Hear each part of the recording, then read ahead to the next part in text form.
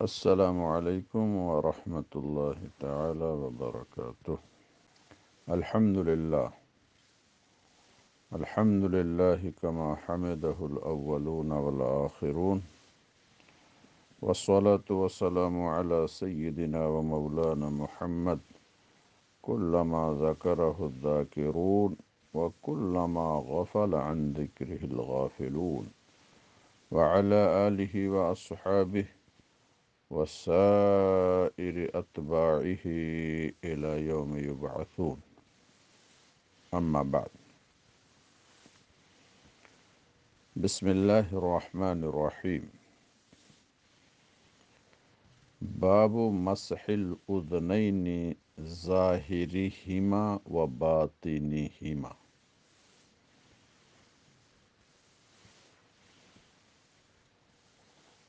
درس سنن ترمذی۔ عزیز طلبہ،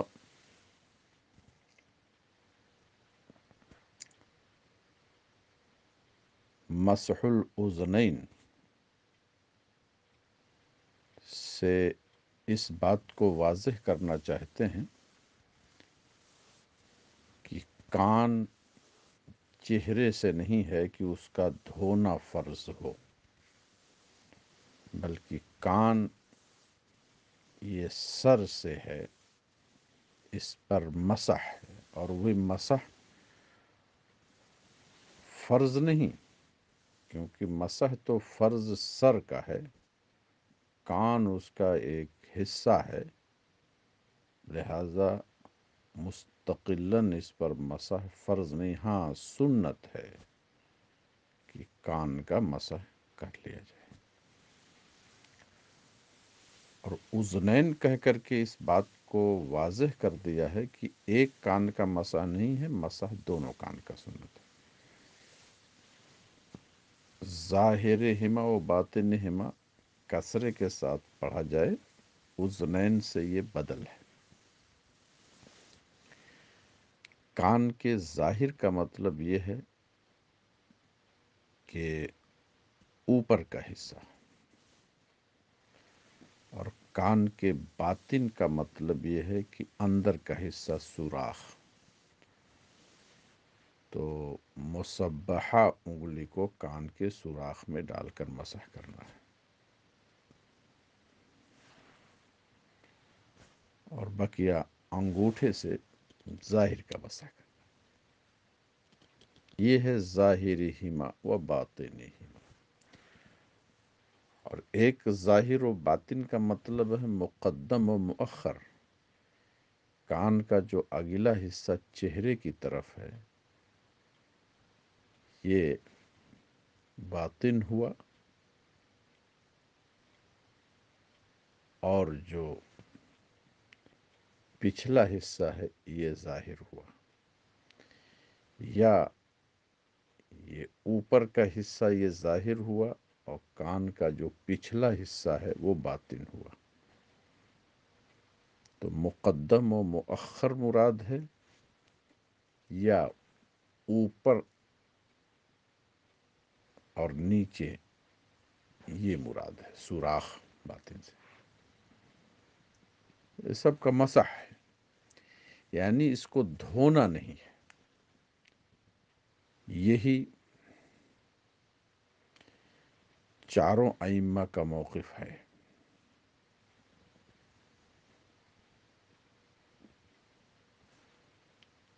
اور بعض نے کہا کہ ظاہر کو چہرے کے ساتھ دھونا ہے اور باطن کو سر کے ساتھ مسح کرنا ہے۔ یہ ایک مرجوح روایت ہے۔ یا کان پورا چہرے سے ہو اور دونوں کا ظاہر و باطن کو دھونا ہو، ایسا یہی قول مرجوح ہے۔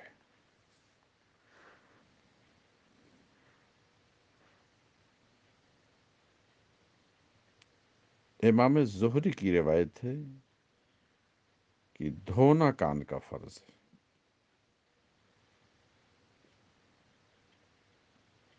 اور امام شعبی کہتے ہیں کہ باطنی حصے کو دھونا واجب ہے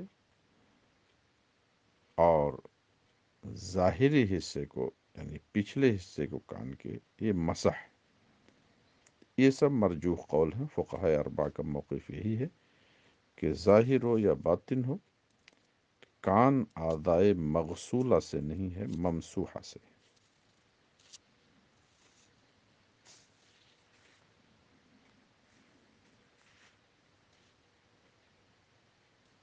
حدثنا حناد حدثنا ابن ادریس عن ابن عجلان عن زید بن اسلم عن عطاء بن یسار عن ابن عباس رضی اللہ عنہما ان النبی صلی اللہ علیہ وسلم مسح برأسه، با کا لفظ تبعیض کو بتاتا ہے، سر کے بعض حصے کا مسح کیا، قرآن میں بھی وَامْسَحُوا بِرُؤُوسِكُمْ ہے، اور دونوں کانوں کے ظاہر و باطن کا بھی مسح فرمایا۔ وَلَكُمْ فِي رَسُولِ اللَّهِ أُسْوَةٌ حَسَنَةٌ۔ اس باب میں حضرت ربیع بنت معوذ بن عفراء سے بھی روایت ہے۔ ترمذی فرماتے ابن عباس کی جو حدیث یعنی دفع دخل مقدر، جب اس میں حضرت ربیع سے بھی ہے تو حضرت ابن عباس کی روایت کو صراحتاً اور اس کو ضمناً کیوں ذکر کیا؟ تو کہتے ہیں ابن عباس کی حدیث حسن صحیح، اور اکثر اہل علم کا اس پر عمل بھی ہے۔ ان حضرات کا، تمام ائمہ اربعہ کا موقف یہ ہے کہ دونوں کانوں کے ظاہر و باطن کے مسح کی رائے ہے، ان کی غسل کی نہیں ہے۔ اور جو ایک روایت میں ہے کہ کان کے باطن کو چہرے کے ساتھ وہ دھونے کا ذکر، تو وہاں پمانا ہے کہ بس چہرہ دھوتے وقت تر ہاتھ اس پر گزار دیا، الگ سے کوئی دھونے کا معاملہ نہیں۔ باب ما جاء ان الاذنین من الراس، یہ باب اس سلسلے میں ہے کہ کان سر سے ہے، تخلیقت نہیں، وہ تو ظاہر دیکھ کر کے پتہ چلتا ہے کہ کان سر میں ہے، ناک منہ میں ہے، آنکھ منہ میں ہے۔ مطلب یہ حکم بیان کرنا ہے کہ یعنی اذنین من الراس فی حکم المسح۔ حدثنا قتیبہ حدثنا حماد بن زید عن سنان بن ربيعة عن شهر بن حوشب عن أبي أمامة الباهلي قال توضأ النبي صلی اللہ علیہ وسلم، رسول اقدس صلی اللہ علیہ وسلم نے وضو فرمایا تو اپنے چہرے پاک کو 3 بار دھویا، دونوں ہاتھوں کو 3 بار دھویا یعنی کہنیے سمیت، اور سر کا مسح فرمایا، اور ارشاد فرمایا کہ کان سر سے ہے، اس لیے الگ سے اس کو دھونے کی ضرورت نہیں۔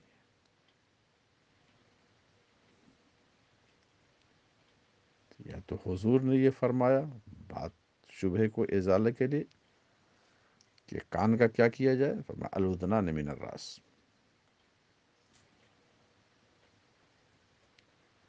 ترمذی فرماتے ہیں کہ قتیبہ نے کہا کہ حضرت حماد کہتے ہیں مجھے یہ نہیں پتہ چلتا کہ یہ قول نبی پاک کا ہے یا ابو امامہ باہلی راوی کا قول ہے۔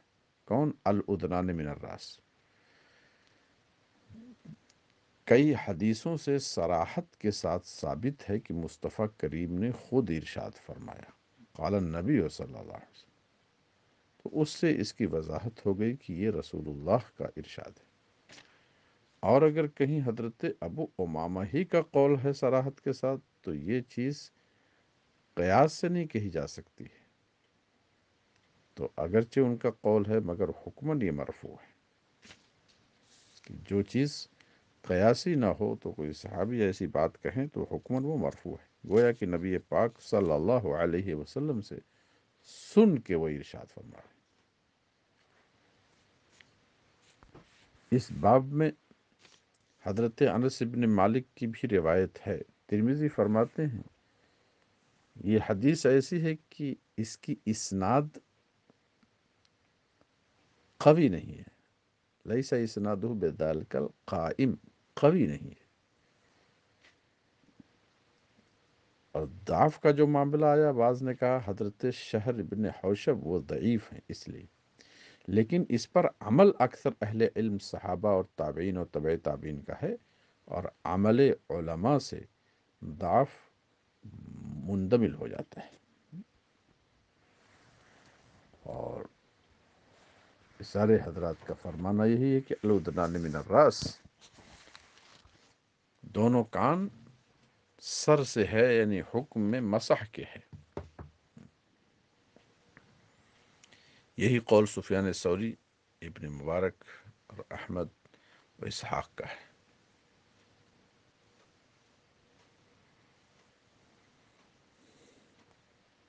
بعض اہل علم کا کہنا یہ ہے کہ سر کا اگلا یہ کانوں کا اگلا حصہ یہ چہرے سے ہے، لہذا اس کو دھویا جائے، اور کانوں کا پچھلا حصہ یہ سر سے ہے، لہذا اس پر مسح کیا جائے۔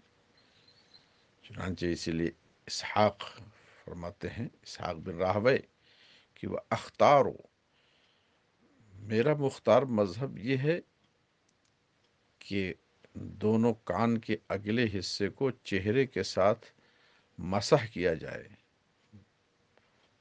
بمعنی چہرہ جب دھویا جائے تو تر ہاتھ کو اس پر پھیر دیا جائے، وہ تو پھر ہی جاتا ہے بالعموم، اور دونوں کان کا پچھلا حصہ یہ سر کے ساتھ ہے، یعنی سر کا جب مسح کیا تو اسی سے ہو گیا مسح، الگ سے جدید پانی لینے کی بھی ضرورت نہیں ہے۔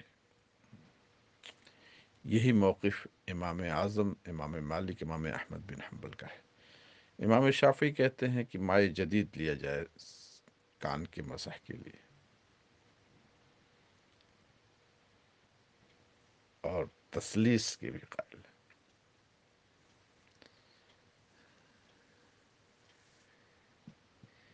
اس مذہب کی نقل میں بعض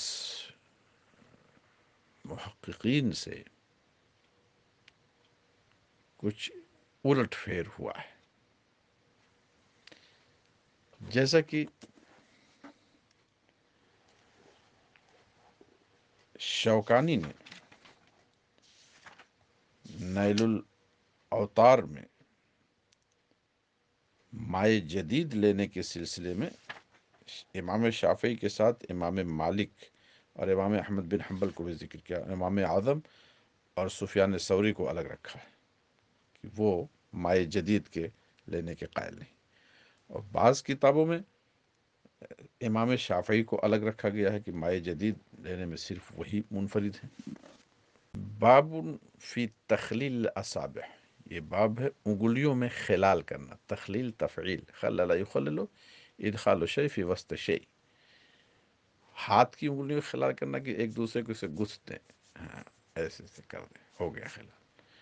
پیر کی انگلیوں کا خلال کا مطلب یہ ہے کہ جو بائیں ہاتھ کی چھنگلیاں ہے اس کو داہنے ہاتھ کی چھنگلیاں کے پاس سے لے کر کے ہر ایک گہوے میں خلال کریں، اور پھر بائیں ہاتھ کی چھنگلیاں تک آ جائیں، داہنے سے شروع کریں بائیں پہ ختم کریں، اور چھنگلیاں کو رکھیں کیونکہ یہ پتلی انگلی ہوتی ہے، خلال کرنے کے لیے یہ زیادہ مناسب ہوتی ہے، اور خاص طور سے جب پیر کی انگلیاں چپکی ہوئی ہوں تب تو خلال کرنے کا وجوب کا قول کیا ہے، اور اگر انگلیاں کشادہ ہیں تو بھی خلال کرنا سنت ہے۔ تو بابن فی تخلیل الاصابع، اصابع میں کوئی قید نہیں ہے، ہاتھ کی انگلیاں ہوں یا پیر کی انگلیاں ہوں،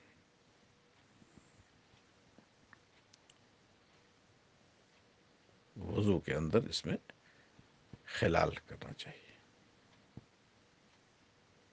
تاکہ پانی کا آسانی سے اس پہ گزر ہو جائے، خاص طور سے جن کی انگلیاں گتھی ہوئی ہوں تو ان کو تو ضروری ہے۔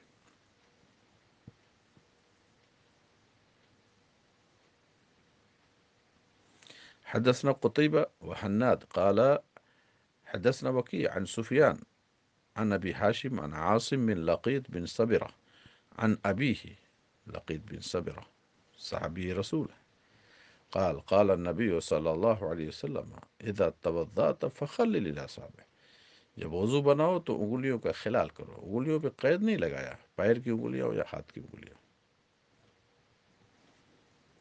اور یہ امر کے صیغے سے بعض نے وجوب سمجھا ہے، مگر ہمارے یہاں ہے مصطفیٰ کریم نے جب وضو کا طریقہ سکھایا تو اس میں خلال کا ذکر نہیں کیا، سمجھ گئے وجوب نہیں ہے، یہ ایک مستحب طریقہ ہے۔ اس باب میں حضرت ابن عباس مستورد اور ابو ایوب انصاری سے روایت ہے، مگر ترمذی فرماتے ہیں یہ حدیث حسن صحیح ہے اور اس پر اہل علم کا عمل بھی ہے، اور عمل علماء سے حدیث کو قوت ملتی ہے۔ یہ ہے کہ پیر کی انگلیوں کا خلال کیا جائے وضو میں،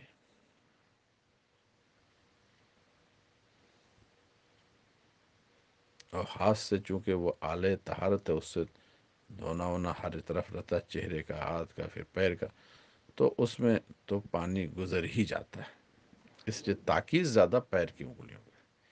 یہی قول امام احمد و اسحاق کا ہے، اور اسحاق کہتے ہیں کہ ہاتھ کی انگلیوں کا بھی خلال کیا جائے، پیر کی انگلیوں بھی خلال۔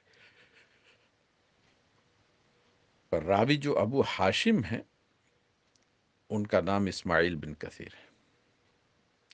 حدثنا ابراہیم بن سعید قال حدثنا سعد بن عبد الحمید بن جعفر قال حدثنا عبد الرحمن بن ابي الزناد عن موسى بن عقبة عن صالح مولى التوأمة عن ابن عباس رضي الله عنهما أن رسول الله صلى الله عليه وسلم قال إذا توضأت فخلل أصابع يديك ورجليك، دونوں ہاتھ اور دونوں پیر کی انگلیوں میں خلال کرو۔ ابو عیسیٰ ترمذی فرماتے ہیں یہ حدیث حسن غریب ہے،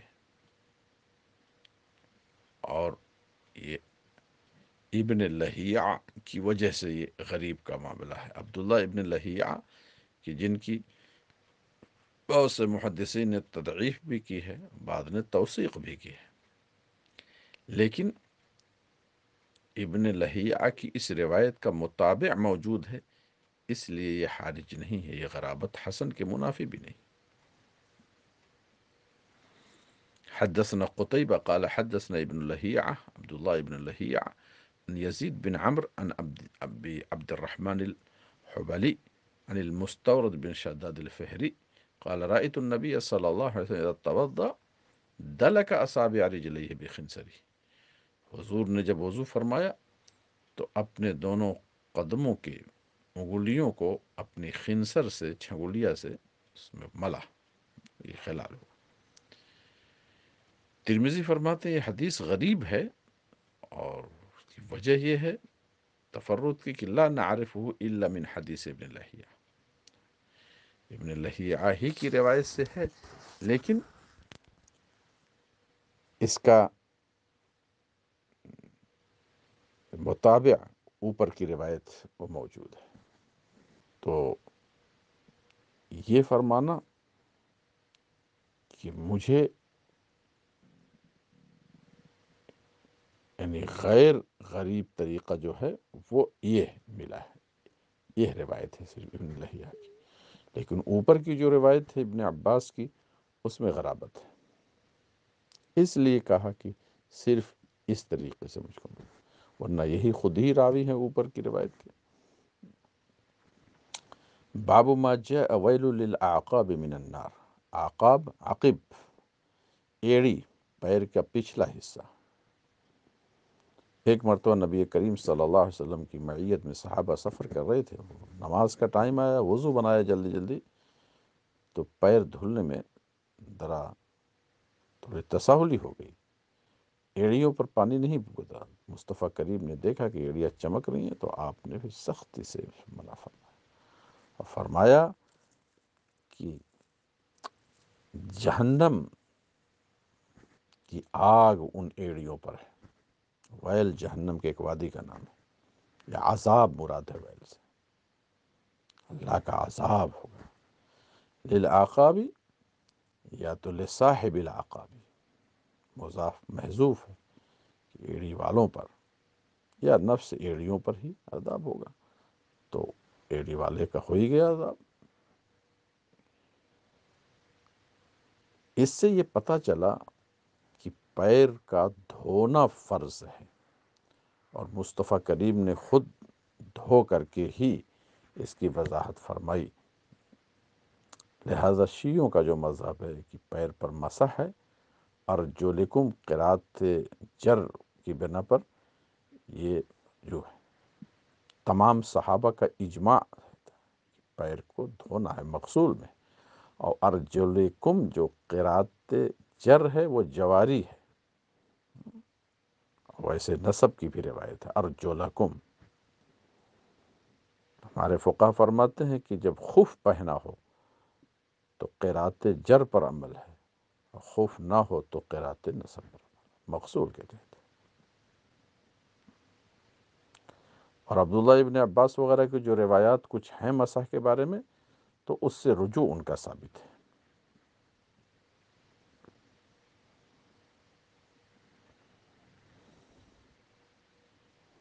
باب ما جاء ویل للعقاب من النار، اس سے دھونے کا وجوب وہ سمجھا گیا پیر کے۔ حدثنا قتيبة قال حدثنا عبد العزيز بن محمد عن سهيل بن أبي صالح عن أبيه عن أبي هريرة أن النبي صلى الله عليه وسلم قال ويل للأعقاب من النار۔ ویل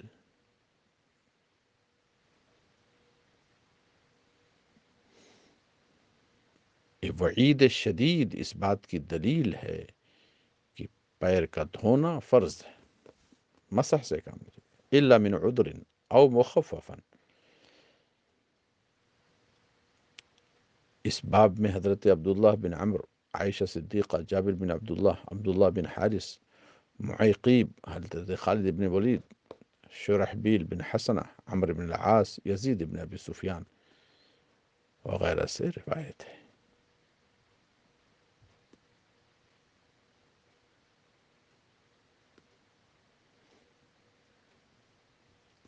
ترمذی فرماتے ہیں ابو ہریرہ کی حدیث جو صراحتاً ذکر ہوئی، اس کی وجہ یہی ہے کہ حسن صحیح، اور مصطفیٰ کریم صلی اللہ علیہ وسلم سے یہ بھی مروی ہے کہ فرمایا ویل للعقاب و بطون الاقدام من النار، ایڑی کو جہنم کا عذاب ہو اگر دھونے سے رہ جائے، اور قدم کے باطن کا حصہ اس کا بھی پانی اس پر بھی بہنا فرض ہے، لوگ اس میں بھی احتیاط، اس لیے اس کا خصوصیت سے ذکر آیا کہ وضو بنانے میں تھوڑی سی تساہلی ہو تو قدم کے تلوے پر اور ایڑی پر پانی نہیں گرتا ہے، نہیں گزرتا، اس لیے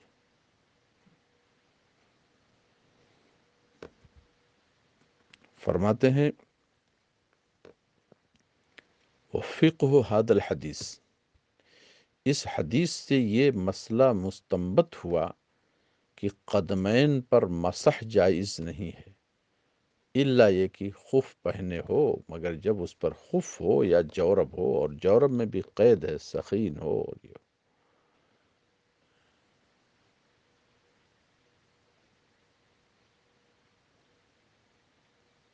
تو ہمارے ائمہ نے قرات جر سے یہ کہا ہے کہ مسح الخفین وہ قرآن سے ثابت ہے۔ تو اس حدیث سے شیعوں کا رد ہوا اور صحابہ کا اجماع ہے کہ وضو میں پیر کا دھونا ہے، مسح نہیں۔ شیعہ وہ مسح، بس ہاتھ پھیر دیا ایسے بس ہو گیا ان کا وضو۔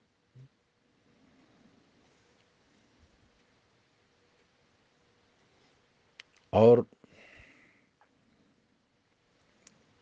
قرات جر کو ہمارے ائمہ نے یہ بھی کہا کہ وہ ممسوح کے تحت اس لیے ذکر کر دیا کہ پیر چونکہ نیچے پانی بہانے میں ذرا وہاں پہ زیادتی ہو ہی جاتی ہے، تو اس لیے تخفیف کی طرف اشارہ ہے کہ ذرا ہلکا دھو پیر کو۔ مسح بمانا غسل خفیف، ہلکا دھو۔ وصلی اللہ تعالی علی النبی الکریم وعلی آلہ وصحبہ اجمعین۔